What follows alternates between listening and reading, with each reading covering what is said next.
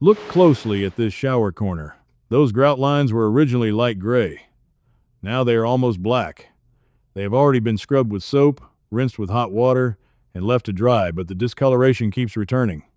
So today, we are pouring ordinary 3% hydrogen peroxide directly onto one section. Watch the moment it reaches the black grout. Within seconds, tiny white bubbles begin forming. The rough surface and slowly turn into a layer of foam. It certainly looks like something powerful is happening. But the bubbles do not automatically mean all the mold is dead. And if this line becomes white today but turns black again next week, the real problem was never the cleaner. The most revealing part of this experiment comes after we rinse the grout and check it again after it is completely dried. Before starting, there are a few important rules. Use only ordinary household hydrogen peroxide labeled 3%. Do not use concentrated, industrial, hair bleaching, or so-called food-grade peroxide. Open the bathroom door or window, run the exhaust fan, and wear gloves and eye protection. Most importantly, never combine hydrogen peroxide with bleach, vinegar, ammonia, toilet cleaner, or any other cleaning chemical. If another product was recently used in the shower, rinse the area thoroughly with water and allow it to dry before trying this. We are testing hydrogen peroxide by itself. Now, before pouring anything, determine what material you are actually cleaning. The rigid material between ceramic tiles is usually cement-based grout. It feels hard and slightly rough. The flexible line where the wall meets the shower floor is more likely silicone caulk or sealant. That distinction matters. Surface staining can sometimes be removed from grout, but when black growth has penetrated behind loose or damaged caulk, pouring cleaner onto the surface may only improve its appearance temporarily. Start by examining the grout while it is dry. Black mold-like growth usually appears as irregular dots, clusters, or spreading patches. Soap residue often looks cloudy or waxy. Mineral deposits tend to appear white, chalky, or crusty. And remember, the color alone cannot identify exactly what species of mold is present. You do not need to know its name before removing a small, visible patch. What matters is removing the contamination and correcting the moisture that allowed it to grow. For this test, I selected a section where the original grout was still visible at the top, but the lower lines had developed obvious black staining. I divided it mentally into 3 zones. The first zone would remain untouched, so we could compare it. The second would receive hydrogen peroxide without scrubbing. The third would receive peroxide followed by gentle brushing. This matters because if the peroxide-only section changes, we know the liquid itself lightens some of the staining. If only the brushed section changes, physical removal did most of the work. First, I dried the tile with a clean cloth. Applying peroxide to a surface already covered in shower water immediately dilutes it. A dry starting point also makes the bubbles and color change easier to see. Then I poured a narrow stream of 3% peroxide directly along the first black grout line. For the first few seconds, almost nothing happened. Then bubbles appeared inside the deepest pits. They joined together, climbed over the dark line, and formed a thin white foam. The reaction was strongest in the dirtiest corner. On the cleaner tile surrounding it, there was much less visible fizzing. That looks dramatic, but here is what the bubbles actually tell us. Hydrogen peroxide is chemically unstable. It can break down into water and oxygen. Contact with certain contaminants, microorganisms, enzymes, minerals, and other materials can accelerate that breakdown. The oxygen being released creates the visible bubbles.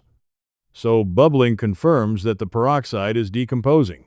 It does not provide a reliable measurement of how much mold has been removed, how deeply the product reached, or whether the surface has been completely disinfected.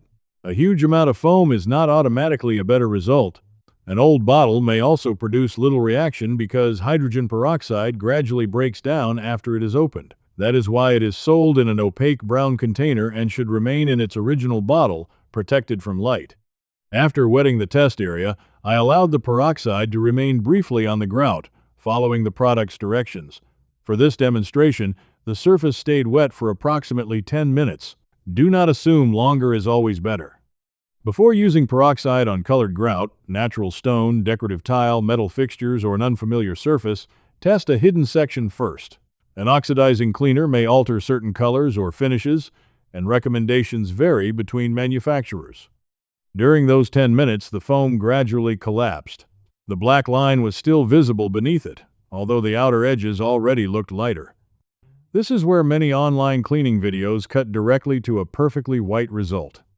But we are not going to hide the part that determines whether the method genuinely worked. On the peroxide-only section, I rinsed the surface with clean water and wiped it once with a white cloth. Some gray and black residue transferred onto the cloth. The grout looked lighter, but several dark spots remained inside the tiny pores. On the next section, I used a small nylon grout brush. Not a wire brush. Metal bristles can scratch tile, damage grout, and leave particles behind. I moved the nylon brush along the grout line using short, controlled strokes. I was not trying to grind away the grout itself. The goal was to loosen material that the peroxide and water had softened. Almost immediately, the foam turned gray. That color change was important because it showed that actual material was being lifted from the surface. The foam alone looked impressive, but the combination of wetting, gentle agitation, rinsing, and removal produced the biggest visible improvement. After approximately 1 minute of brushing, I rinsed the area thoroughly and wiped away the remaining residue. While the grout was wet, the result was difficult to judge. Wet grout naturally looks darker, and a partially clean section can appear worse before it dries. So I did not declare victory immediately. I dried the tile, left the bathroom ventilated, and returned after the grout had completely dried. Now the difference was obvious. The untreated section remained black. The peroxide-only section had improved slightly, but dark dots remained inside the roughest areas. The peroxide and brush section was dramatically lighter. Most of the surface discoloration had disappeared, although one shadow remained deep in the corner. That shadow revealed the limitation of this experiment. Hydrogen peroxide can help loosen and lighten some surface contamination, but it cannot rebuild missing grout, repair failed caulk, stop a plumbing leak, or guarantee that growth below the surface has been removed. The cleaner improved what we could see. The condition of the material underneath determined whether that improvement would last. There are 4 possible outcomes when you try this test. Outcome number 1. The grout becomes noticeably lighter and remains clean after drying. That usually suggests much of the discoloration was sitting near the surface. Cleaning removed the visible material, but prevention still matters because the same damp conditions can allow it to return. Outcome number 2. The grout becomes lighter, but scattered dark dots remain. Those marks may be deeper staining inside porous grout, material trapped in cracks, or cosmetic damage that cleaning cannot completely reverse. Repeated aggressive scrubbing can make the grout rougher and weaker, so do not keep grinding at it indefinitely. Outcome number 3. The flexible caulk remains black even after cleaning. Look carefully for gaps, peeling edges, softness, or separation from the tile. If discoloration is embedded inside damaged silicone rather than sitting on top, surface cleaning may never restore it completely. In that case, the proper repair may involve removing the failed caulk, cleaning and drying the area, correcting any leak, and applying new bathroom-rated sealant. Never simply cover moldy or wet caulk with another layer. That hides the evidence without fixing the cause. Outcome number 4. The shower looks clean, but the black marks return within days. This is the most important result because it points away from the cleaning bottle and toward the bathroom itself. Mold requires moisture. If water remains on the grout for hours after every shower, growth has the environment it needs to return. The source might be poor ventilation, a weak exhaust fan, a dripping showerhead, cracked grout, failed sealant, condensation, or water getting behind the tile. No household cleaner can permanently compensate for a surface that never dries. After cleaning, run the exhaust fan during the shower and continue until the room and surfaces are drying. If possible, open a window or leave the bathroom door open after the steam has cleared. Use a squeegee or towel to remove water from the walls, especially in corners where droplets collect. Check whether the exhaust fan actually moves air outside. A noisy fan does not necessarily mean it is working effectively. Dust buildup, a blocked duct, or a fan that simply vents into the attic can leave the bathroom humid long after use. A small humidity meter can also reveal what your eyes cannot. If the humidity remains elevated for hours after a shower, that bathroom is creating better conditions for mold than the cleaner can overcome. Aim to keep indoor humidity around 30 to 50% when practical. Now inspect the plumbing. A slow drip that barely seems noticeable can keep one grout line wet all day. Look around the shower arm, faucet, handles, door track, and the joint where the wall meets the shower base.